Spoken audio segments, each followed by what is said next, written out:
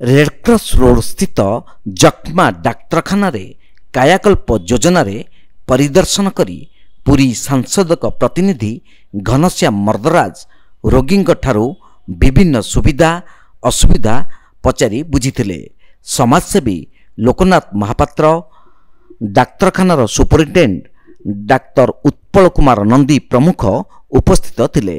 डाक्तरखाना रे डस्टबिन रखिबा, पीवा पानी, बेडसीट आदि संपर्क में रोगी बुझिबा सह ता ठीक ठाक रहितिबा देखिबाकू पाइथिले।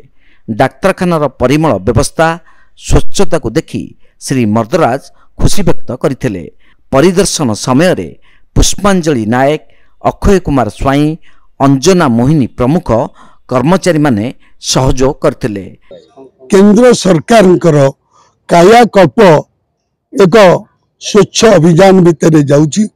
आज यही परिप्रेक्षी रे किछि डस्टबिन आमर TB and IDH hospital superintendent doctor Nandi सार और मैडम कर्मचारी मानू को डस्टबिन बंटन करागला एवं आमे अनुध्यान कर देखिलु एठी परिवेश अति सुरक्षित अच्छी, परिष्कार परिच्छन्न अच्छी।